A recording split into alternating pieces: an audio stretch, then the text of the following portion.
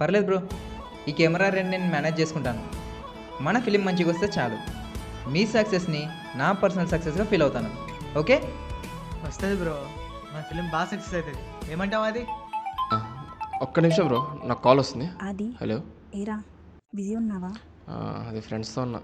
డబ్బులు సరిపోయాను అడిగి. అదేరా నీకు అమౌంట్ సరిపోయాయా అని అడుగుతుంది అమ్మ. సరిపోతాయని చెప్పు అమ్మకి. మీరు బాగున్నారా? మేము బాగానే ఉన్నాం. అదే నీకు ఇంకా ఏమైనా అవసరం ఉంటే చెప్పు, ఏం టెన్షన్ పడకు. కాదు, నాన్న ఇంకా నా మీద కోపంగా ఉన్నాడా?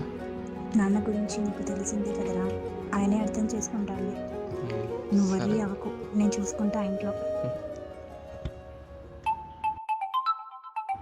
నాన్న ఫోన్ చేస్తున్నాడు.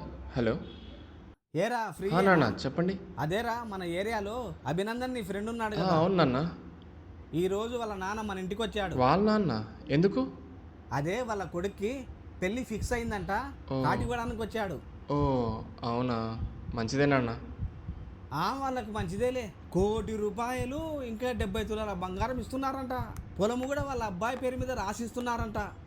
ఎంతైనా గవర్నమెంట్ జాబ్ కొట్టినాడు కదా, ఆ మాత్రం ఉంటుందిలే. మన ఏరియాలో అంతా వాళ్ళ గురించే మాట. అవును నాన్న, వాడు చాలా బాగా కష్టపడ్డాడు. ఇంకా ఫైనల్లీ బాగా సెట్ అయిపోవట్లే నాన్న. కష్టపడినాడా? నీకంటే 1 సంవత్సరం చిన్నోడ్రా వాడు. పట్టుదల ఉంటే చాలు, ఎక్కడైనా సాధిస్తారు. నీ గురించి చూస్తున్నావా?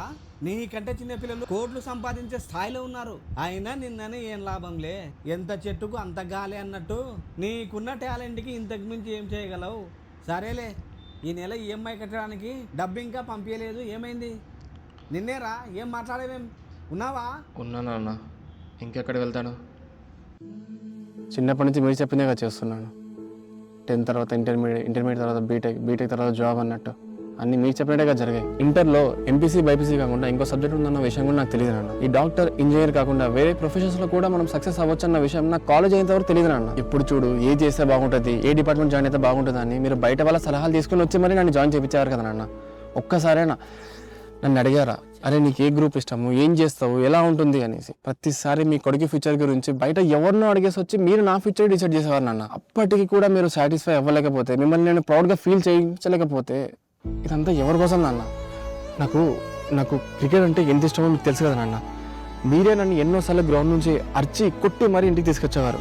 అయినా కూడా నేను నెక్స్ట్ డే సాయంత్రం మళ్ళీ మీకు గ్రౌండ్లోనే కనిపించేవాడిని. ఈ ఆటల్లో ఏం లేదు, మంచిగా చదువుకుంటేనే బాగుపడతారని బయట ఎవరో చెప్తే మీరు వచ్చి నన్ను లాక్కొని తీసుకెళ్లేవారు కదా నాన్న. మీరు ఎర్లీ రిటైర్మెంట్ తీసుకుంటారన్న విషయం మీకు తెలియదు. నేను నా వయసు కుర్రోళ్ళందరూ వాళ్ళ శాలరీతో మంచిగా ఎంజాయ్ చేస్తుంటే నేను ఇలా ఇంటి రెస్పాన్సిబిలిటీస్ మోస్తూ ఉంటానని నేను అనుకోలేదు నాన్న. అయినా వీటి గురించి నాకు ఎలాంటి కంప్లైంట్ లేదన్న. I'm happy to do this. నా లైఫ్ లో జరిగిన ప్రతి డెసిషన్ వెనకాల, ప్రతి టర్నింగ్ పాయింట్ డెసిషన్ వెనకాల మీ డెసిషన్స్ ఉన్నప్పుడు ఇప్పుడు ఇలా ఉండడానికి కారణం కూడా మీరే కదా నాన్న. మీరు నన్ను ఒక ఫెయిల్డ్ సన్ గా కన్సిడర్ చేస్తే మీరు తీసుకున్న డెసిషన్స్ కూడా ఒక ఫెయిల్డ్ డెసిషన్స్ నాన్న. Failed and wrong decisions. ఖాళీగా ఉన్నావు అంటే జాబ్ చేయి, జాబ్ చేస్తున్నావు మంచి శాలరీ ఉన్న జాబ్ చేయి, మంచి శాలరీ ఉన్న జాబ్ చేస్తున్నావు మంచి కంపెనీలో జాబ్ చేయి, మంచి కంపెనీలో జాబ్ చేస్తున్నావు గవర్నమెంట్ జాబ్ తెచ్చుకో, గవర్నమెంట్ జాబ్ తెచ్చుకున్నావు మంచి ఇంకా పెద్ద హైయర్ పోస్ట్ అప్లై చేయి. It's a never ending thing నాన్న. సాటిస్ఫై అవ్వలేరు. 13 ఏళ్ళకే నీ క్రికెట్ ఎందుకురా, 10th క్లాస్ బోర్డ్ ఎగ్జామ్స్ వస్తాయి అని వాళ్ళ నాన్న అని ఉంటే ఇప్పుడు మనకు వైభవ్ సూర్యవంశీ లాంటి ఒక మంచి టాలెంటెడ్ క్రికెటర్ దొరికేవాడు కాదు నాన్న. మన లైఫ్ డెసిషన్స్ అన్ని మన చేతిలో ఉండాలి నాన్న, ఎదురువాడి చేతిలో కాదు. ఎందుకంటే ఎదుటివాడు ప్రతిసారి ఎప్పుడైనా కూడా మళ్ళీ వాడికంటే తక్కువగానే చూడాలనుకుంటాడు. మీకు ఈఎంఐ అమౌంటే కదా కావాలి, అడ్జస్ట్ చేస్తాను నాన్న, త్వరలో అడ్జస్ట్ చేసి పంపిస్తాను. కట్. చాలా వయసు భయ్యా. జరిగాయి తీస్తున్నావు బ్రో. సరే మరి నెక్స్ట్ ఏంటి? Next pack up.